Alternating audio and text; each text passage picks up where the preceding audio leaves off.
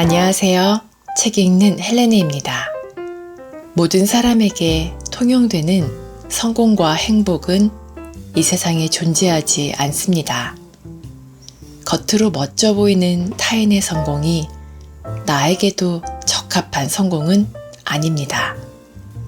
그러니 여러분이 느끼는 행복이 맞는지 틀리는지 더 이상 의심하지 않으셨으면 좋겠습니다. 남들이 뭐라고 하더라도 내 마음이 끌리고 포기가 안 되면 한번 해봐도 괜찮습니다.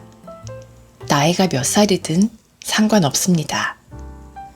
용기를 내어 자신만의 선택을 쌓아가는 것, 그것이 우리의 인생입니다.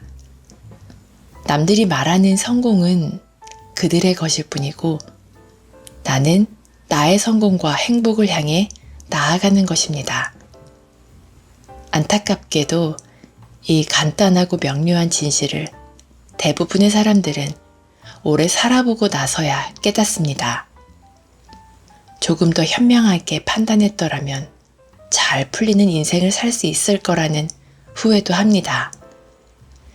이런 후회를 부모된 입장에서 우리의 자녀만큼은 하지 않기를 바랍니다.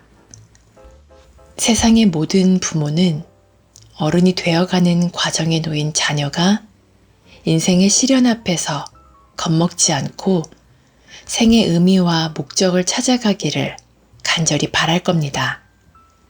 그리고 함께 나이 들어가는 과정 속에서 어떻게 하면 편안하고 부드러운 사람으로 기억될지 고민이 깊어지는데요. 오늘 소개해드릴 책은 벌써 40이 된 딸에게입니다.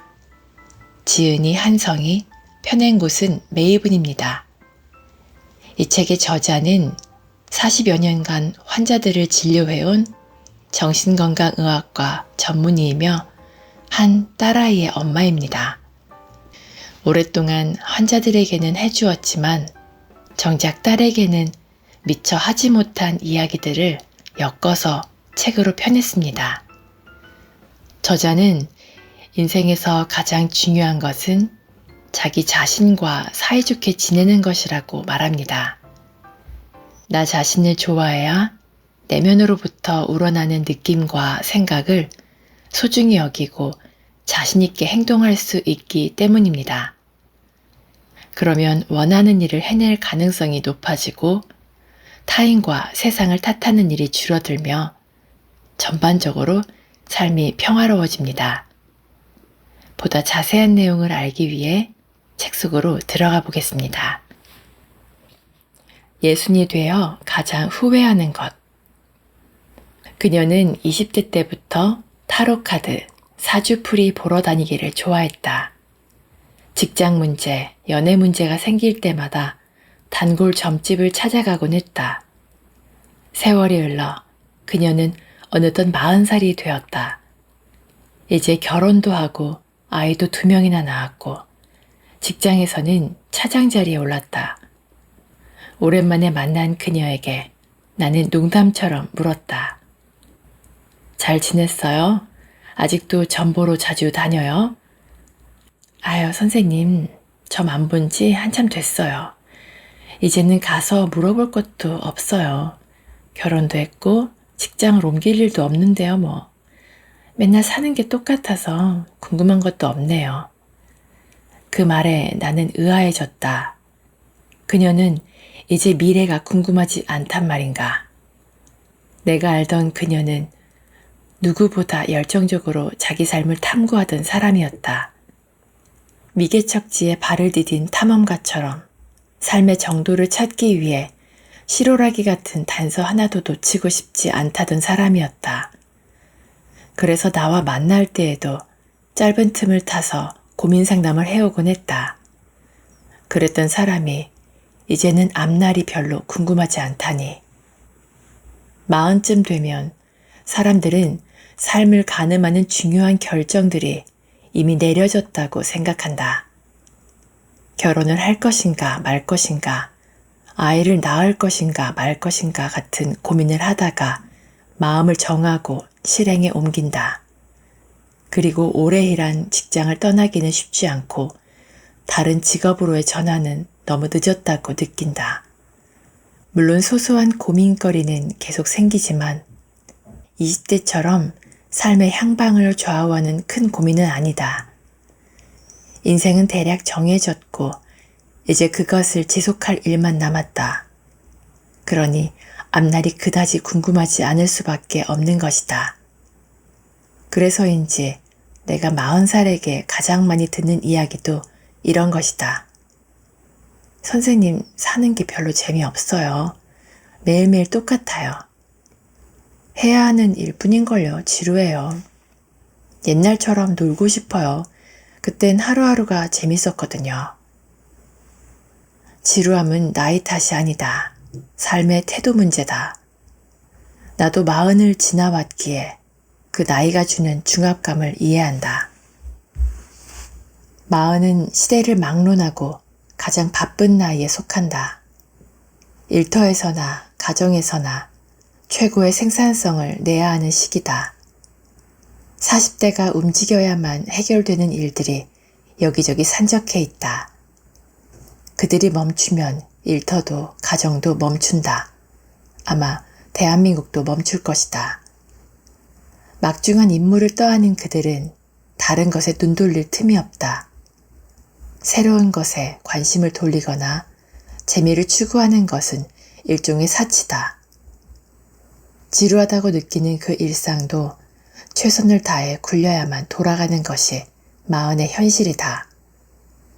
반복되는 바쁜 일상에 지치면 이런 생각이 들게 마련이다. 아, 인생이 이런 거구나. 앞으로도 이렇게 살겠구나. 뭐든 새로운 것이 없다. 이미 다 해봤거나 했던 것의 변주 정도일 뿐이다. 무엇을 먹어도 비슷한 맛이고 누구를 만나도 비슷한 얘기다. 그러다 보면 매사 심드렁해진다. 기계적으로 움직인다. 지루하다는 말만 입안에서 맴돌고 옛날에 재미있었던 때만 기억난다. 그렇게 과거의 기억과 습관, 삶의 굴레에 갇히게 된다. 그런데 지루함은 결코 나이 탓이 아니다. 다 해봐서 뭘 해도 재미없는 게 아니다. 새로울 게 없다는 고정관념 때문에 아무것도 새롭지 않은 것이고 현재의 삶을 과거의 방식대로 살려고 하기에 지루한 것이다. 그리고 이것은 삶을 대하는 태도 문제일 뿐이다. 34살의 나이에 여성 최초로 미국 하버드 대학교 심리학과 종신교수가 된 앨런 랭어는 시계 거꾸로 돌리기 실험으로 유명하다. 그녀는 1979년에 70대 후반에서 80대 초반의 남성 8명을 한 수도원에 모아놓고 일주일간 함께 생활하도록 했다. 연구팀은 실험을 위해 시계를 거꾸로 돌려 수도원 내부를 20년 전인 1959년과 똑같이 꾸며놓았다. 텔레비전과 라디오에서는 당시의 드라마, 영화, 뉴스가 흘러나왔고 신문도 1959년의 것이었다. 연구팀은 실험 참가자들에게 다음 2가지만 지킬 것을 요구했다. 첫째는 1959년으로 돌아가 당시의 자신처럼 지낼 것.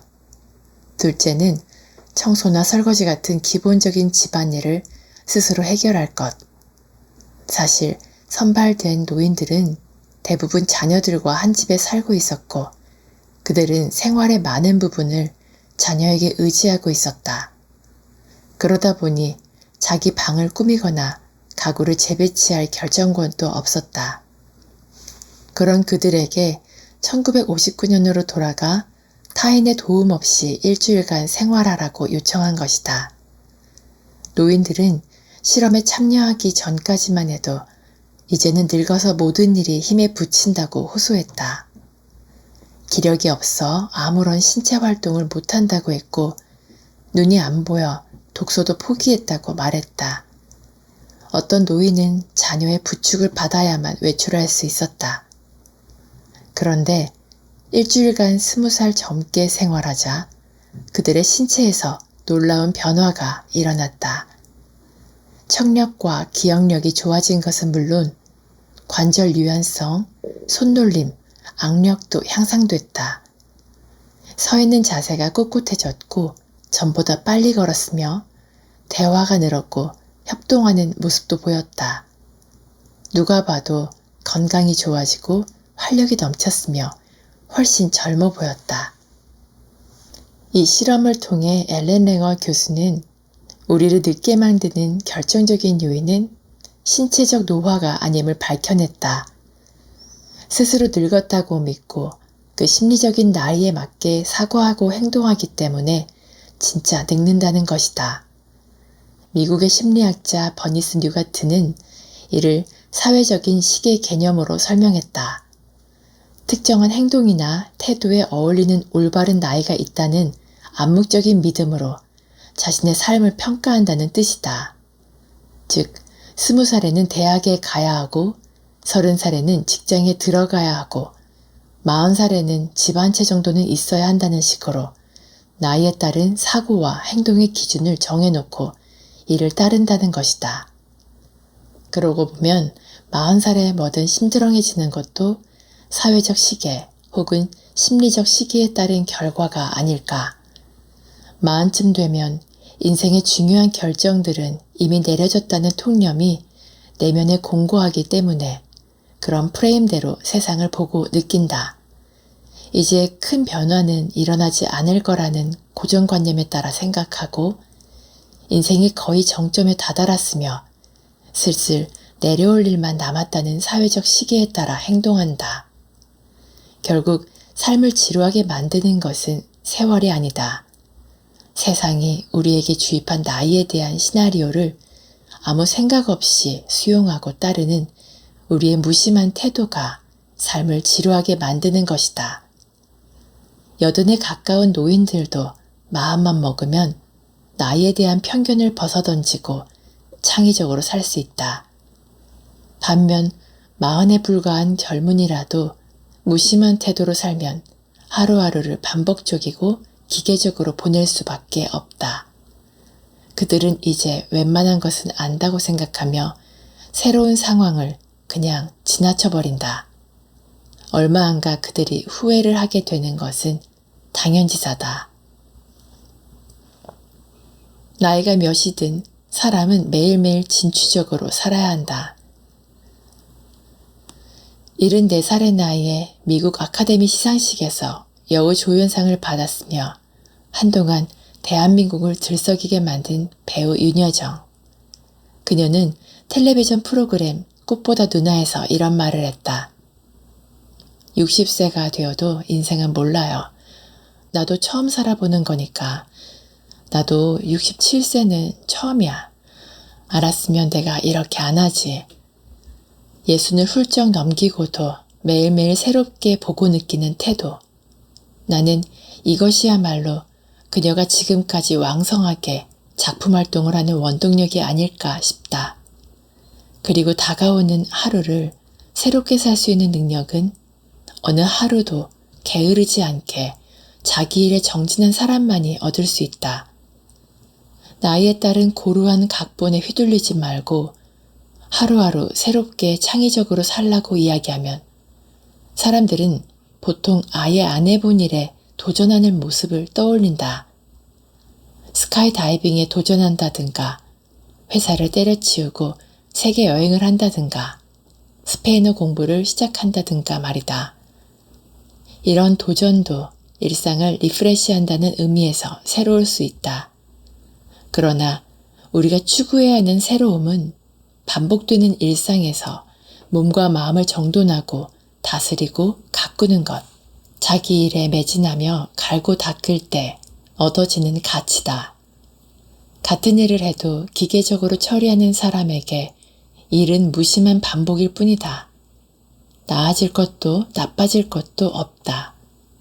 그러나 더 나은 방식을 고민하는 사람에겐 매번 새로운 시도다.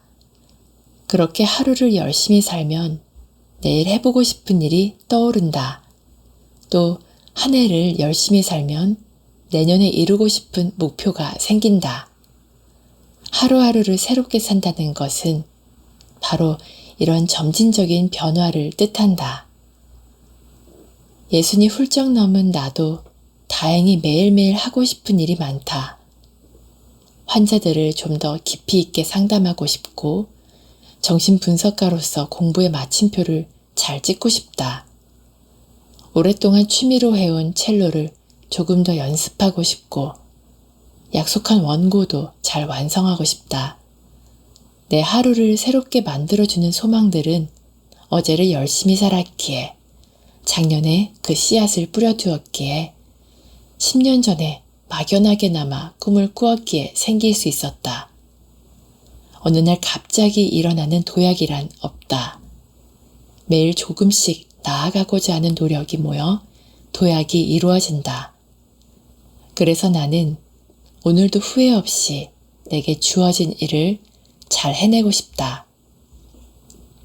그리고 내게 올 내일이, 내년이, 10년 후가 궁금하다. 70이 된 내 모습, 80이 된 내 모습이 어떨지 여전히 궁금하다. 딸아, 사람들이 60이 되어 가장 후회하는 것이 뭔지 아니? 좀 더 도전적으로 살지 못한 것이다. 40에 스스로 너무 나이 들었다고 단정하고 누가 시킨 것처럼 책임과 의무만 가득한 삶을 산 것이다. 자유로운 시기는 끝났다고 여기고 수동적이고 방어적인 태도로 산 것이다. 그러다 60이 되어보니 40살이 얼마나 젊은 나이인지를 비로소 깨달은 것이다. 40의 어깨 위에 올려져 있는 짐이 얼마나 많니? 힘들고 지치면 진취적이고 창의적으로 살기가 어렵게 느껴진다.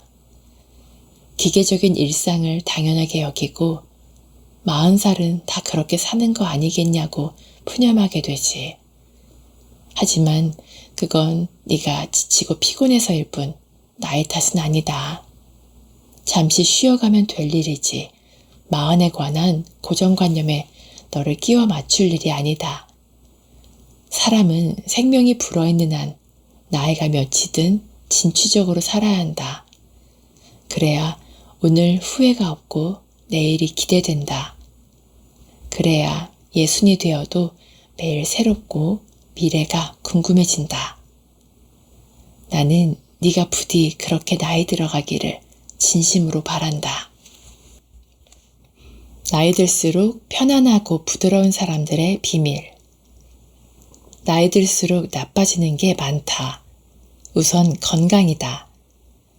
언젠가부터 눈앞의 글씨가 흐릿하게 보인다. 체력도 떨어진다. 한창 일이 바쁠 땐 잠을 줄이면 됐지만 이젠 잠을 줄이면 피곤해서 일을 할 수가 없다. 기억력도 나빠진다. 단어가 명료하게 떠오르지 않아. 그게 뭐지? 그거 있잖아. 하는 말을 자주 쓰게 된다. 외모도 달라진다. 늘어나는 주름과 흰머리를 볼 때마다 내 나이를 실감하게 된다. 세월은 많은 것을 앗아간다. 젊은 날의 힘과 열정, 풋풋함과 아름다움을 거두어간다. 나이 듦은 피할 수 없는 자연의 법칙이다. 그런데도 우리는 그래도 나는 다를 것이라고 생각한다. 하지만 결국은 나 또한 마찬가지라는 사실을 확인하게 될 뿐이다. 그러나 반드시 잃기만 하는 것은 아니다. 세월이 지나야만 얻을 수 있고 나이가 들어야만 알게 되는 것들이 분명히 있다. 그것은 아무리 뛰어난 사람이라도 젊은 시절엔 알기 어려운 것이다. 우선 어른이 되면 자신의 의지와 무관하게 수많은 일들이 벌어진다는 것을 알게 된다. 그리고 노력만으로 안 되는 일에는 순응할 줄 알아야 한다는 것도 배운다. 자신의 한계를 인정하고 때론 후퇴하지만 그것이 자신의 무능 때문이 아니라는 것도 알게 된다. 어른이 되면 어린 시절의 꿈이 한낱 꿈이었음을 자각하게 된다. 어렸을 적 꿈꿔온 인생 궤도와는 전혀 다른 자리에 와 있는 현실을 깨닫게 되지만 그럼에도 후회와 한탄에만 머물지 않는다. 현실이라는 틀 안에서 꿈을 재조정하고 최선을 다한다. 그렇게 꿈의 세계에서 내려와 현실에 발을 딛는다. 그러는 동안 마음의 공간과 탄력이 자라난다. 또 타인을 좀 더 너그럽게 대하게 된다. 이제는 갈등이 생겨도 너무 예민하게 받아들이지 않는다. 시간이 지나면 날선 감정이 수그러들고 어느 순간 별일 아니게 될 것임을 알기 때문이다. 그래서 갈등이 생기면 타협하고 조율하려고 노력하지만 잘 안 될 때는 깨끗이 포기할 줄도 알게 된다. 내가 그렇듯 다른 사람에게도 그만의 영역이 있고 그것을 존중해 주어야 함을 진심으로 이해하기 때문이다. 또 누군가가 나를 미워해도 크게 마음 쓰지 않는다. 그가 바라보는 내 모습이 전부가 아님을 잘 알기 때문이다. 나이가 들면 나 자신에게도 너그러워진다. 단점도 많고 한계도 가진 나이지만 그것을 있는 그대로 받아들일 수 있게 된다. 실패와 좌절도 생의 궤적으로 인정하면서 지금까지 열심히 살아온 나를 진심으로 칭찬할 수 있게 된다. 그 정도면 충분하다고 만족하게 되는 것이다. 나이가 들면 마음이 편안해지고 웃음이 많아진다. 인생은 결코 장밋빛이 아니다. 그럼에도 불구하고 살만하다. 이 세상에서 아주 잠시 살다 갈 뿐이지만 그래도 의식이 있는 존재로 태어나 많은 일을 만나고 많은 것을 볼 수 있는 특권을 누린 데에 감사하게 된다. 이 세상에서 아주 잠시 살다 갈 뿐이지만 그래도 의식이 있는 존재로 태어나 많은 일을 만나고 많은 것을 볼 수 있는 특권을 누린 데에 감사하게 된다. 인생에서 내 뜻대로 안 되는 세 가지, 그것을 대하는 법. 딸아, 나이 들어 마음이 편안해지고 부드러워지는 이유가 뭐라고 생각하니? 내가 할 수 없는 일이 무엇인지 알고 그것을 깨끗이 단념할 줄 알기 때문이다. 대신 내가 노력해서 바꿀 수 있는 일에 남은 시간과 에너지를 집중하겠다고 결심해서이다. 사실 이 세상에 내 뜻대로 좌지우지할 수 있는 일은 애초에 별로 많지 않다. 그런데도 슈퍼히어로처럼 모든 것을 이룰 수 있다고 믿기 때문에 삶이 괴로워진다. 우리는 슈퍼히어로가 아니다. 그러므로 나이가 들면 뜻대로 할 수 있는 일과 없는 일을 구분할 수 있어야 한다. 그래야 후회와 걱정으로 에너지를 낭비하지 않고 원하는 삶을 사는 데 집중하면서 타인과도 더불어 살 수 있다. 내 뜻대로 할 수 없는 첫 번째는 바로 타인의 마음이다. 우리는 은근히 타인이 나처럼 느끼고 행동해 주기를 바란다. 저 사람은 어떻게 저럴 수 있지? 나라면 안 그럴 텐데 등 우리가 흔히 하는 말들은 다른 사람도 나처럼 생각하고 행동하는 게 당연하다는 믿음에서 나온다. 그러나 우리는 모두 다른 사람이다. 다른 부모 밑에서 태어나 다른 환경에서 자라 다른 삶의 역사를 써온 사람들이다. 당연히 똑같이 느끼고 생각하고 행동할 리 없다. 더 나아가 내 느낌과 생각과 행동 역시 정답이 아니다. 컴퓨터의 프로그램처럼 내가 세상을 바라보고 수용하는 프레임일 뿐이다. 당연히 타인에게 같은 프레임을 강요할 권리는 없다. 그리고 갈등은 서로 다른 의견을 가졌다는 사실만으로는 격화되지 않는다. 거기에 나는 옳고 너는 그르다라는 해석을 덧붙이는 순간 증폭되는 것이 바로 갈등이다.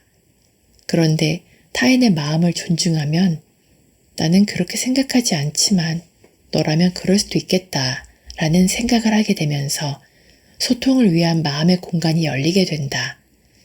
진정한 이해는 바로 거기서부터 출발한다. 내 뜻대로 할 수 없는 두 번째는 지나간 과거다. 의사가 되어 제일 많이 듣는 말은 이것이다. 선생님, 제가 그때 다르게 행동했다면 지금은 훨씬 나아지지 않았을까요? 그 대답은 나도 모른다이다. 그때 다른 사람을 선택했더라면, 그때 다른 직업을 선택했더라면, 아마도 다른 인생을 살고 있을 것이다. 하지만 아무 문제 없이 행복하게 살고 있을 거란 보장은 없다. 경험으로 보면 다른 선택을 한 사람들도 또 다른 문제를 안고 진료실을 찾는다.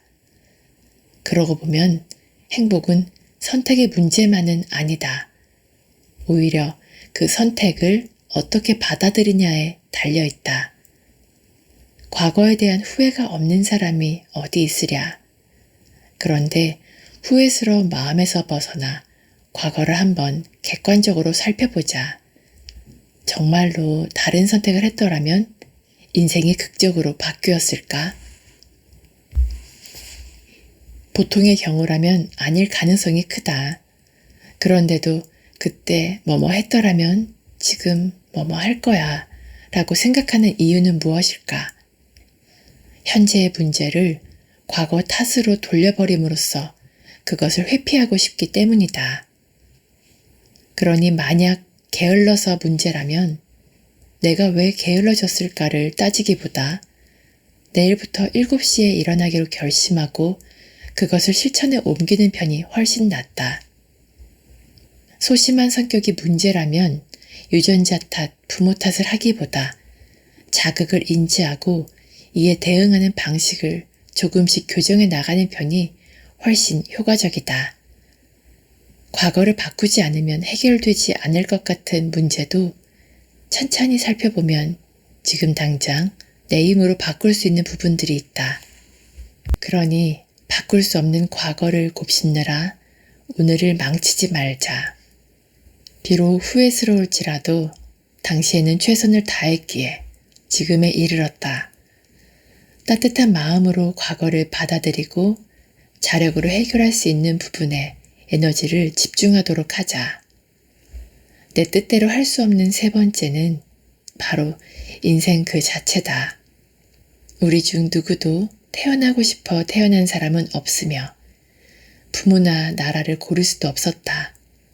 이뿐만이 아니다. 언제 질병과 사고로 고통받을지 모르고 갑자기 죽음이 덮쳐 순식간에 모든 것을 거둬갈지 모른다. 우리는 우연히 세상에 던져져 살다가 자기 뜻과 상관없이 세상을 떠난다. 그러고 보면 인간은 참 무력하고 인생은 참 허망하다. 하지만 내 뜻대로 안 되는 게 인생사임을 받아들이면 자유로워지는 측면도 있다. 쓸데없는 걱정과 집착을 거두고 정말로 소중하고 중요한 일에 집중할 수 있게 된다. 돈, 명예, 권력은 달콤하고 중독적이다. 그러나 내일 당장 죽음이 찾아오더라도 그것들을 지키는데 혈안이 될까? 돈이 아무리 많아도 정작 내가 죽었을 때 장례식을 치러줄 사람 하나 없고 나의 죽음을 슬퍼해줄 사람이 없다면 그게 무슨 소용일까? 그렇다면 내일 당장 죽더라도 끝내 지키고 싶은 가치와 태도는 뭘까? 이 질문으로부터 각자가 추구하는 삶의 의미와 가치가 탄생한다. 따라 진인사 대천명이라는 말을 들어봤니? 사람이 할 수 있는 최선을 다한 후에 하늘의 뜻을 기다린다는 말로 공자가 남긴 말이다. 내가 아는 한 사람은 수험생 시절에 이 말에서 큰 위로를 받았다고 하는구나. 대입을 앞두고 불안과 걱정이 극에 달했을 때 한 선생님이 이 말을 전했다지. 그때 그는 아무리 열심히 공부해도 수능날 아플 수 있고 운이 없을 수도 있지만 지금 걱정해봐야 아무 소용 없다는 걸 깨달았다고 했다. 그가 할 수 있는 일은 그저 최선을 다해 공부하는 것뿐이었어. 그러고 나니 잡생각과 걱정이 사라지고 공부에 전념할 수 있게 되었다고 했다. 인생사도 마찬가지다.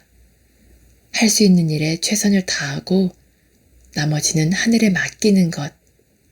어쩔 수 없는 타인의 마음, 과거 일, 세상사에 대한 집착과 걱정을 거두고 지금 여기에서 해야 하는 일에 집중하는 것.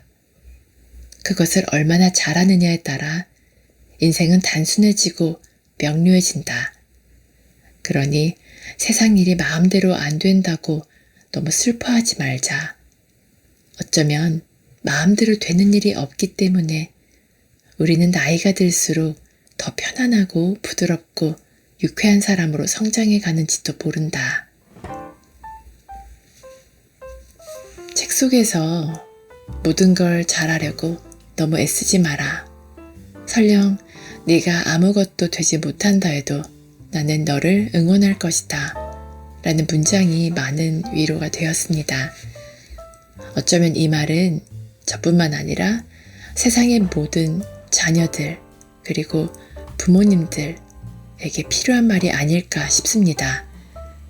살면서 했던 수많은 선택들 앞에서 옳고 그름을 가리지 않고 각자 자신이 느낄 수 있는 행복의 정의가 다르다고 이해하면 우리의 삶은 훨씬 더 편해질 것 같습니다. 기회가 되신다면 책을 직접 읽어보시면서 남은 생을 보다 행복하게 지낼 수 있는 방법을 발견하시길 추천드립니다.